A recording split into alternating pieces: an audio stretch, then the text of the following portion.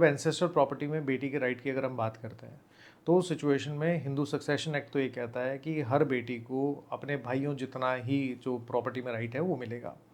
And that is irrespective of the situation कि उसकी शादी हो गई है या नहीं हुई है, क्योंकि ये जो राइट है that right is by birth. तो बेटी के पैदा होते ही उसका अपने एंसेस्ट्रल प्रॉपर्टी में जो राइट है वो क्रिएट हो जाता है।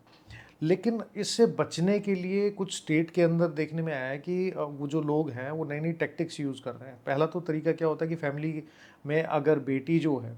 उसको अपनी प्रॉपर्टी अगर वो क्लेम करती है तो कहते हैं कि तुम हमारी फैमिली में हार्मनी जो है उसको डिस्ट्रॉय कर रहे हो, डिस्कॉर्ड जो है उसको पैदा कर रहे हो, एक दूसरे के बीच में मतभेद पैदा हो रहे हैं just because you are claiming your right in the property. दूसरा कि वो कहते हैं कि हमने आपकी शादी कर दी, इतना सारा खर्चा कर दिया, खर्चा करने के बाद और हर त्यौहार पे हमें कुछ ना कुछ खर्चा करना होता है,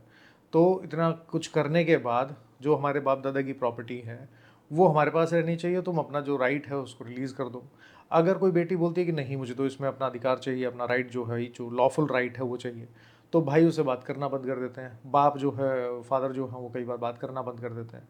तो एक तरीके से कट ऑफ से सिचुएशन आता है, तो इमोशनल ब्लैकमेल तो चलता ही है इस तरीके की सिचुएशन में।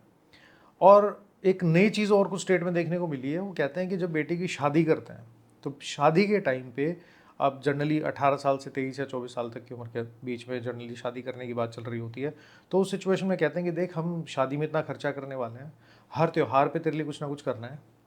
तेरे को पढ़ा दिया लिखा दिया, अब तेरे भाई जो है रिस्पॉन्सिबिलिटी उनकी होगी आने वाले टाइम में तेरे साथ जो भी तेरे लिए करना है।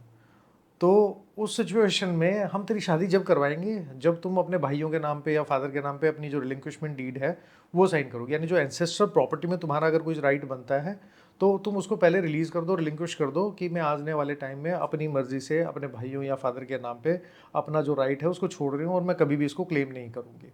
That marriage itself is conditional upon the execution of that relinquishment deed, and in that kind of situations जो बेटियां हैं अगर आने वाले टाइम में उनको कोई फाइनेंशियल प्रॉब्लम होती है या उनके हस्बैंड के साथ कोई लड़ाई झगड़ा हो जाता है या कोई डिस्कॉर्ड पैदा हो जाता है फैमिली में,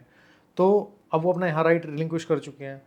फादर जो अपने हस्बैंड है, हस्बैंड की तरफ से कुछ मिलता नहीं है और कई बार उसके पास बच्चे भी होते हैं, वो मेंटेन करना बड़े प्रॉब्लमेटिक सिचुएशन हो जाती है। और जब वो कहती है कि नहीं मैं तो अपना जो एंसेस्ट्रल प्रॉपर्टी उसमें से कुछ राइट ले लूँ,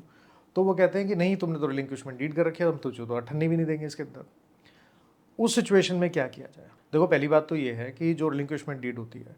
ये रिलिंक्विशमेंट डीड अपने आप में एक वॉलंटरी एग्जीक्यूटेड डॉक्यूमेंट है, यानी आप अपनी मर्जी से 18 साल की से ज़्यादा की उम्र है, आपके पास मेंटल कैपेसिटी है टू अंडरस्टैंड द सिचुएशन और आप अपनी मर्जी से इच्छा से अपना जो राइट है उसको रिलिंक्विश करते हो। सबसे बड़ी चीज़ ये है कि रिलिंक्विशमेंट डीड को एग्जीक्यूट करने के लिए उस पर बहुत ज़्यादा स्टैम्प ड्यूटी वाला कॉन्सेप्ट नहीं है, कोई भी आराम से सब रजिस्ट्रार ऑफिस में जाके उस रिलिंक्विशमेंट डीड को एग्जीक्यूट कर सकता है। साथ में 2 विटनेसेस की ज़रूरत होती है, तो 2 विटनेसेस कोई भी आते हैं, कई बार भाई होते हैं, भाभी होती है या चाचा ताऊ में से कोई आ जाता है। तो अगर वो डॉक्यूमेंट जिस टाइम एग्जीक्यूट किया गया था, अगर वो डॉक्यूमेंट उस टाइम आपसे किसी फोर्सफुल तरीके से मिसरिप्रेजेंटेशन के बेस पे या फिर कोअर्जन के बेसिस पे या फिर आपके ऊपर कोई फ्रॉड जो है वो प्ले करके वो डॉक्यूमेंट अगर आपसे एग्जीक्यूट करवा लिया, तो आप उस डॉक्यूमेंट को चैलेंज कर सकते हो। और उस डॉक्यूमेंट को चैलेंज करने का बड़ा सिंपल सा तरीका है, आप जो अपने कंसर्न सिविल कोर्ट में जाओगे उस डॉक्यूमेंट की कॉपी या जो ओरिजिनल डॉक्यूमेंट है वो लगाओगे और वहाँ कोर्ट में बताओगे कि इस सर्कमस्टेंसेज में ये डॉक्यूमेंट एग्जीक्यूट किया गया था, अगर नॉर्मल सर्कमस्टेंसेज होते तो मैं ये डॉक्यूमेंट जो है उसको एग्जीक्यूट नहीं करती। और परिवार के जो बाकी लोग हैं, इन लोगों ने मेरे साथ जो फोर्स या फिर थ्रेट या फिर कोअर्जन या फ्रॉड या मिसरिप्रेजेंटेशन जो भी आपका ग्राउंड हो सकता है, आप वो ग्राउंड जो है अपने सिविल सूट के अंदर मेंशन करोगे और उस ग्राउंड के बेसिस पे आप कोर्ट से प्रे करोगे कि इस डॉक्यूमेंट को नल एंड वॉइड डिक्लेयर कर दिया जाए। प्रॉब्लम ये है कि अगर आपने कोई डॉक्यूमेंट एग्जीक्यूट किया है और कल की तारीख में आप उस डॉक्यूमेंट को नल एंड वॉइड डिक्लेयर करवाने के लिए कोर्ट में प्रेयर करते हो या कोई सिविल सूट फाइल करते हो, तो उसका जो लिमिटेशन पीरियड है वो आपके आड़े आएगा। उस सिचुएशन में किसी भी डॉक्यूमेंट को आप जब भी नल वर्ड डिक्लेयर करवाते हो तो उसके लिए जो टाइम पीरियड है that is 3 years from the date of execution और from the date of knowledge. और क्योंकि ये डॉक्यूमेंट आपने एग्जीक्यूट किया था, तो आपके एग्जीक्यूट करने की वजह से ये डॉक्यूमेंट जो है आपकी नॉलेज में भी रहेगा। तो जिस दिन आपने एग्जीक्यूट किया था शादी से 1 महीने 2 महीने पहले, तो आप उसको मैक्सिमम 3 साल के अंदर ही चैलेंज कर सकते हो। और जनरली सिचुएशंस ये होती है कि फैमिली में 3 साल के अंदर कोई जनरली बहुत बड़ा डिस्कॉर्ड होता नहीं है।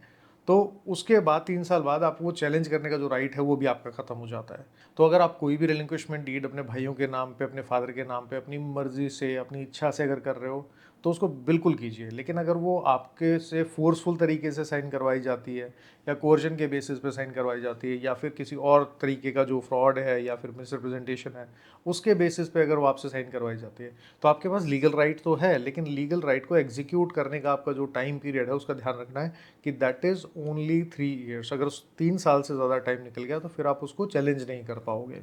अब इससे रिलेटेड आपका कोई क्वेश्चन है तो आप मुझसे कमेंट सेक्शन में पूछ सकते हो, और उसके लिए करना है कि आपको हैशटैग यूज़ करना है आस्क विकास नागवान, और आप उसको कमेंट सेक्शन में पुट कर सकते हो। मेरी जो टीम है उस क्वेश्चन को फाइंड आउट करेंगे और कोशिश करेंगे कि अगले वीडियोज़ में हम आपके उस क्वेश्चन का आंसर कर सकें।